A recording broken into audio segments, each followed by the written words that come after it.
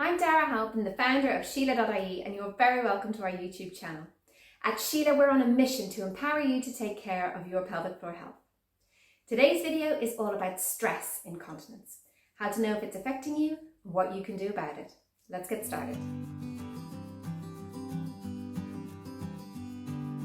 Before I had kids, I didn't know that incontinence is complicated. I thought incontinence just meant not being able to make it to the toilet in time.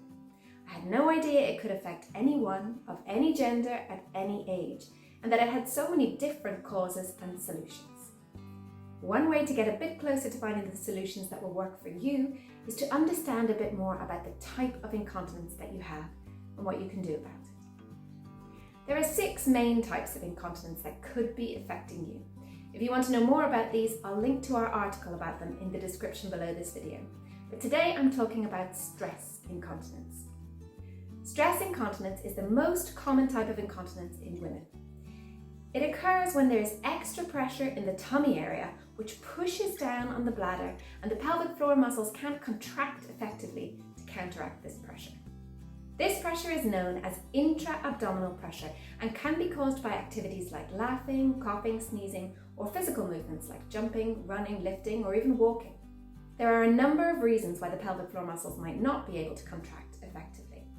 They might be too tight already, so they can't execute a full squeeze, or they might be tired or weak, or they could be held in a stretched position as they are when someone is obese or heavily pregnant. Many women develop stress incontinence postpartum or during perimenopause and postmenopause because a drop in estrogen levels causes the pelvic floor muscles to lose tone and strength, making it harder for them to contract effectively.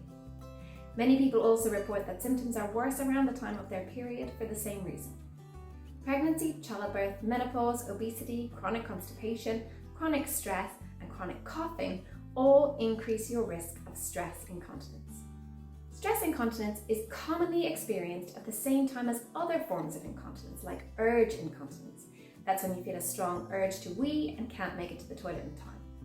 When more than one type of incontinence is experienced at a time, it's known as mixed incontinence. And like most pelvic floor issues, mixed incontinence will require an approach tailored to that unique individual in order to resolve the issues. So if you're experiencing stress incontinence, you'll need to find some solutions. In the first instance, we recommend visiting your GP or a women's health physiotherapist who will help you by prescribing some supplementary estrogen if you need it, recommending some pelvic floor exercises that will work for your circumstances, or even some bladder training. Prior to that visit, you can track your symptoms to build a complete picture of what is happening in your unique body and how it's affecting your life. We have built a free symptom tracker expressly for this purpose. I'll link to that below this video. If you feel a cough, sneeze, or laughing fit coming on, and you want to limit leaks and protect your pelvic floor from the extra pressure, you can perform a movement called the knack. To do this, you squeeze the pelvic floor muscles inwards and upwards, pull your belly button in towards your spine as hard as you can, and hold it while you cough or sneeze. If you need to lift something heavy, you can do the knack and exhale as you lift.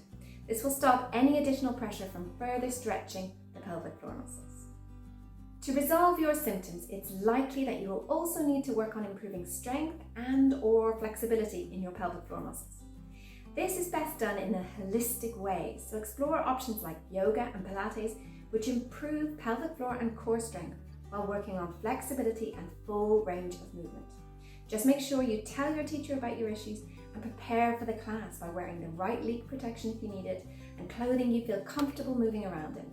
Physical activities can trigger symptoms, so be prepared for that. Know that it's part of the process of getting better. Start small, focus on quality of movement, and build your capacity slowly. As you're working on your body, remember that releasing and stretching the pelvic floor muscles is just as important as strengthening and squeezing them. Always start and end any pelvic floor exercise routine with a relaxing stretch like happy baby or extended child's pose. These are simple, basic yoga postures that are excellent tools for resetting your pelvic floor muscles and facilitating full range of movement. Stress incontinence is the most common form of incontinence in women. Most people just put up with it. But by taking on the challenge of finding the solutions that work for your unique circumstances, you're sending a powerful message to yourself that you are worth it. Taking care of your pelvic floor health is an investment in a happy and independent older age. When you're 80, you'll be glad you did this work and learned the tools you need to keep your pelvic floor functioning effectively throughout your life. That's it for this week. We really hope you enjoyed this video. Don't forget to like and subscribe so you don't miss out on more practical hints and tips to help you take care of your pelvic floor health. Thanks for watching.